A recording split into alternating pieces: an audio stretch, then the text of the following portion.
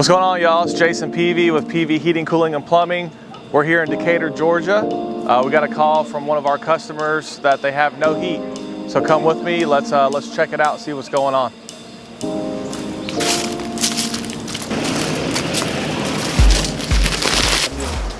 Hey, Jonathan. What's up? How you doing? Good to see you, Jason. Good. How are things at Turner? They're all right. They're okay? Yeah, things are going good. Yeah, well, we'll see what's going on with your furnace today and check everything out, and your water heater, and definitely get back with you and see what we can do for you. Sounds great. Awesome. Thanks so much. Yeah, no problem. Hey, Peanut.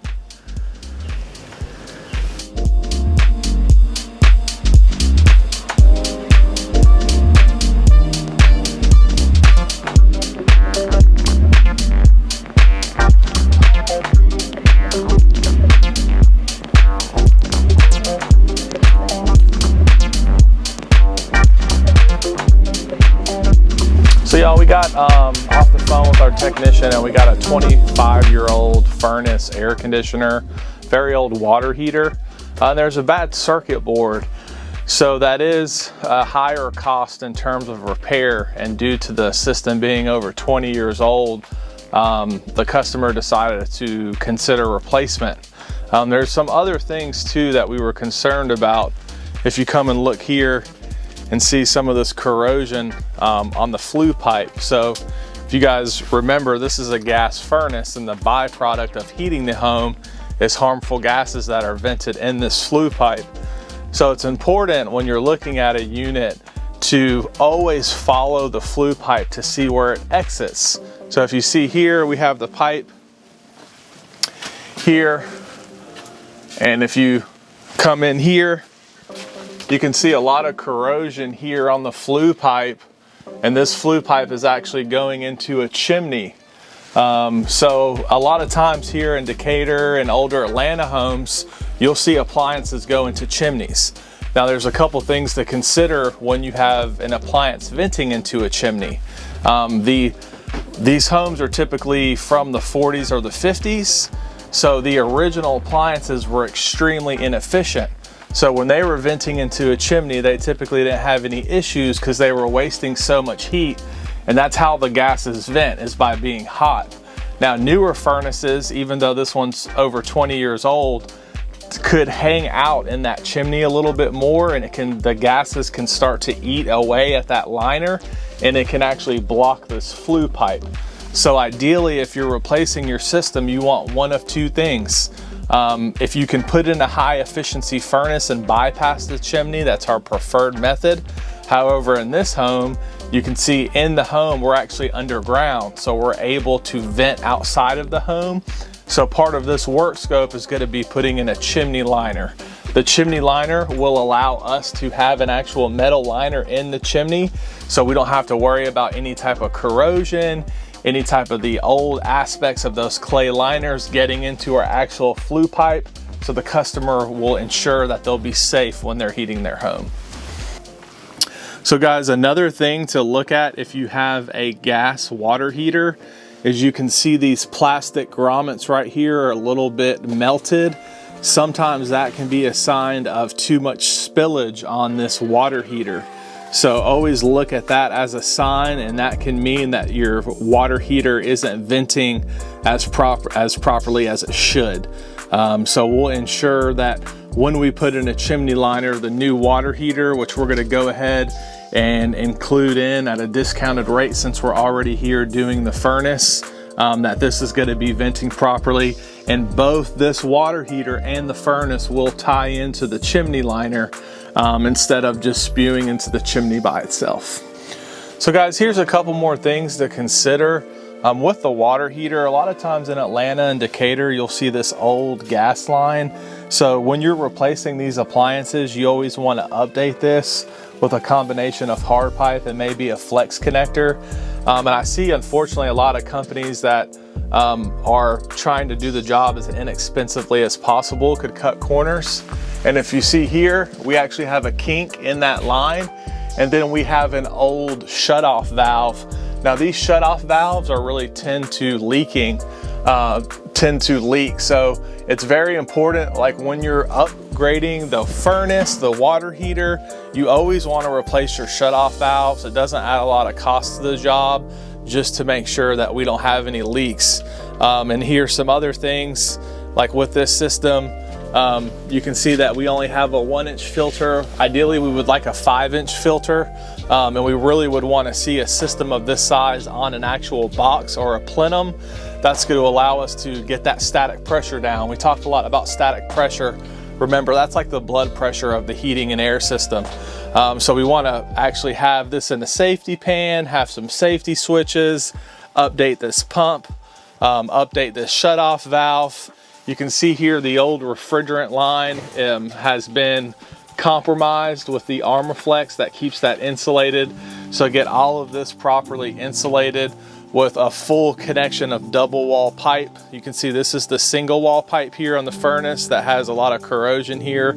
Double wall pipe all the way back down to the furnace. Now, one more thing, keep in mind, if you are in Atlanta, in Decatur, and you have an older home, you could have asbestos tape on your heating and air system. So don't freak out about that. The most important thing is that the tape is not disturbed. So if you come with me and look right here, this white tape, that is actually old school asbestos tape, which you'll see a lot in the Atlanta, Decatur area. Now, if you're doing a full gut job of the duct system, then you would want to bring in an abatement company to remove that properly.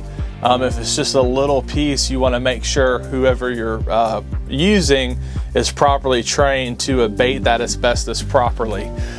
So we're going to be putting in a new system, a new coil. Come over here and look at this right here. Keep in mind these coils do get wet on the inside, so you can see this growth pattern here. That's why at PV we, 9 out of 10 jobs we have a UVC light. Now that's a UV light, not to be compared to an ionizer. Ionizers actually do not work well. UVC lights are very inexpensive. Those will bathe this coil to prevent any type of growth like that.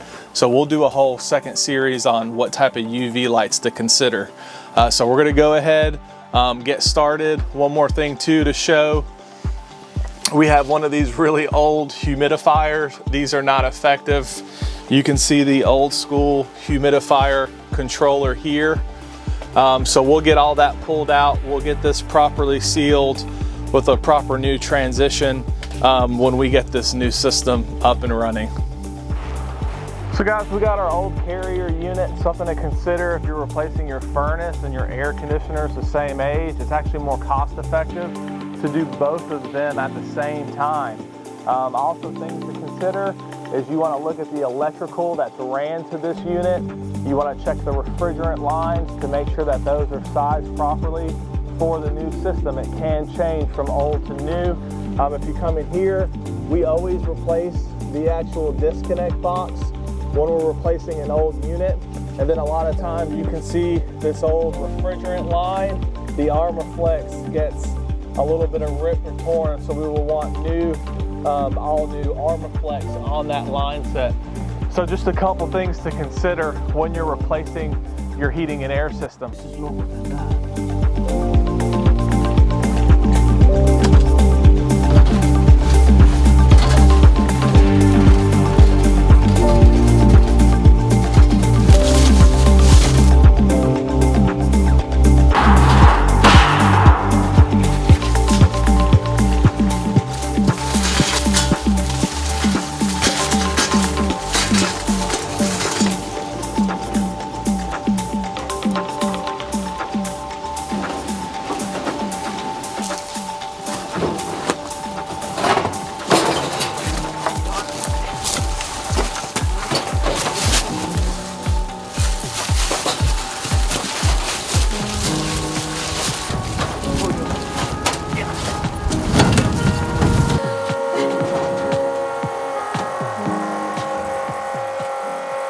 Hey guys, quick update on this job. So we got Moises and Anderson here.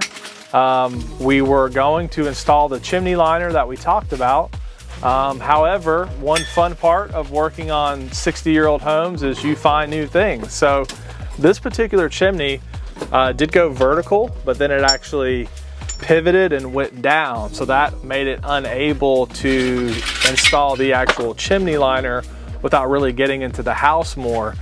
So Moises, one of our senior installation specialists, actually found a penetration that we'll go show you.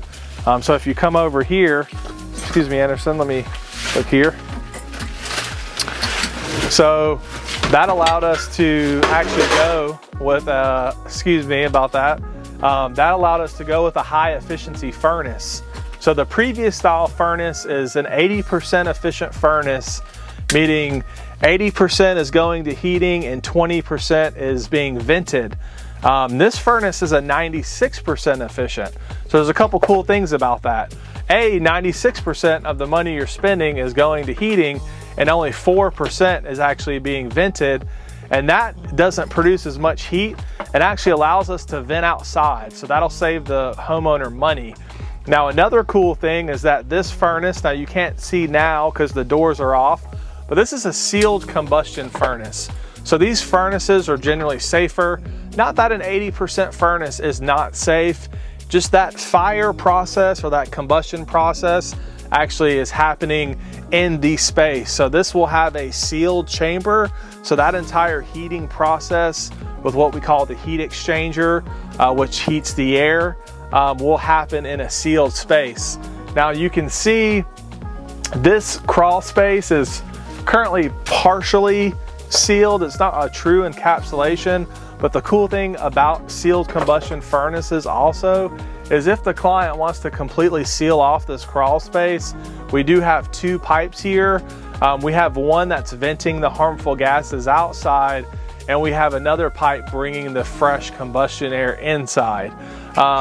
So that solved, thanks to Moises, we figured out the furnace. But if you guys remember, we had the water heater that also vented into the chimney. So what we did for a cost-effective pivot is we went to an electric water heater, same capacity. Our panel box is over here, very short run. So basically with the electric water heater, we don't have to worry about any type of venting. And then we have the sealed high efficiency furnace. And actually the cost came to pretty similar. But the benefit is that additional investment is going to more energy efficient furnace versus the other one. So, you know, one great thing about our team at PV is we do specialize in the retrofit side, and we have really great communication. So it's important, sometimes working on these big projects, things happen. You want to make sure you're communicating effectively. Okay. So guys, another cool thing to show you while the team's still working. So we pretty much do this on every installation. This is a 6-inch plenum or duct box. So it's kind of cool. You come with me and you look inside, you can see how if we didn't have this box under the furnace, the filter opening would be cut off by about 6 inches. So you can actually see this gives us additional space under here, which is really awesome because what that does, we talk a lot about static pressure. That's like blood pressure. So this will allow us to actually get more airflow into the system to actually decrease the blood pressure. So that does several things. One, it will actually increase the efficiency of the system and increase the airflow. And it allows us to actually maximize the full 20 by 25 inches of this high efficiency filter versus, unfortunately, you know, this is probably a $75 plenum. Takes a little bit of extra labor. A lot of people will skip this step to increase bottom line profit versus having the customer's best interest in place. So ideally, you really, for any system over a 2-ton or 2-ton or above, you really want to put it on this 6-inch plenum. So a really cool thing that we do, and if you're not in the Atlanta area, definitely ask for this airflow accessory when you're upgrading your heating and air system. So just a couple other things to point out. This is a really cool product from April Air. This is called a right angle media filter. Sometimes if you don't have enough space to put the high efficiency filter in, you can put this right angle filter in, and then you can see we do have the metal transition to the existing ductwork. So you want to always make sure that these transitions are metal. You never want to use any type of duct board, which we've mentioned in some previous videos, because those are compressed fiberglass versus the metal has a lot better longevity in terms of transitioning to this existing filter. So the guys are doing an awesome job, you know, really doing some great work. And let's go see where they figured out where we can vent it and check out the new high efficiency air conditioner as well. All right guys, so we have the new Carrier air conditioner here. Anderson's actually putting on the Armor Flex, the insulation, which we pointed out originally needed to be updated. You always want that done with every install to make sure that that refrigerant line is fully insulated on that suction or that larger piece of it. So this is technically a 15 SEER 2 air conditioner.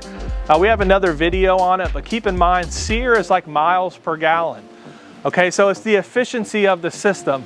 There's a wide range, and you know, we're not saying that necessarily, you know, one is better than the other. You really want to take a consultative approach, which is what we do based in building science.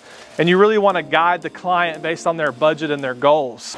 So even though currently 14.3 SEER 2, or that efficiency rating, is entry level, this is a 15, so above entry. However, keep in mind that 10 years ago, this was considered high efficiency. So, you know, you don't want to necessarily feel bad if you're putting in a 15 SEER 2. This is a really awesome system. It's very quiet. This is a single stage compressor. In other words, this air conditioner, it's like a light switch. It's either on or off. But this is a really great system, even though in the sales guys or the marketing guys, you know, they might want to pivot this as, oh, this is entry level. This still on average is going to be 30 to 40% more efficient than an 8 to a 10 SEER. Another note on the efficiency rating, that the government changed SEER or SEER to SEER2 this year. Keeping it simple, a 15 SEER2 is actually more energy efficient than, let's say, last year what a 15 SEER is. So we talk a lot about static pressure or the blood pressure of the heating and air system. All of that actually affected why they changed the energy efficiency requirements. So we'll have another video on that to dive deeper, but don't let a sales guy push you into anything that you're not comfortable with, and make sure to find someone consulting with you based on your family's budget and goals. Guys, we're extremely blessed to have the most amazing team members, even the handsome one behind the camera that you can't see. Our team is so awesome. The fact that they figured this out, come with me.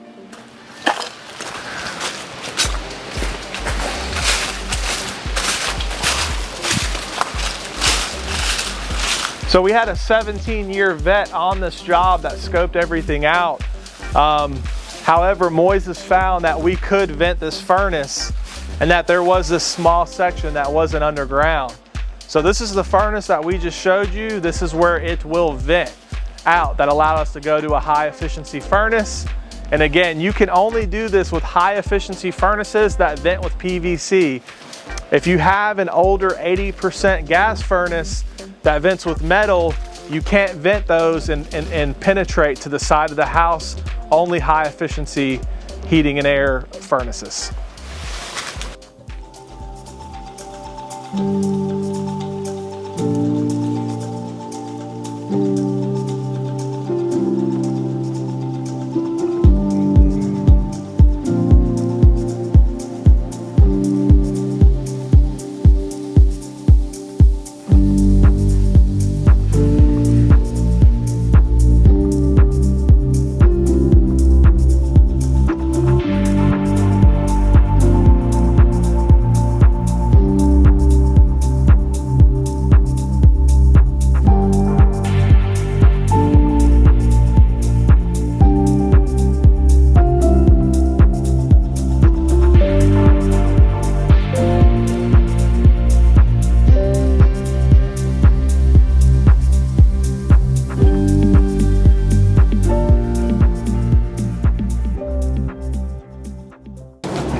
So guys, we're wrapping up right now. Anderson's getting cleaned up. Moises is doing a quick combustion safety test on the furnace. You know what they say, it's greater in Decatur, especially when you got PV heating and air taking care of all your needs. So we're wrapping up the project. Old inefficient furnace, old inefficient water heater, old inefficient air conditioner, upgraded that to a high efficiency, 96% efficient furnace, a new high efficiency air conditioner, and then an electric water heater. Now remember, this was all safety driven to get away from the chimney. So we got everything taken care of. If you needed any help, don't hesitate to reach out to us at PV Heating, Cooling, and Plumbing. We'll be happy to take care of you. Like, subscribe, and comment for more information, and we'll see you on the next one.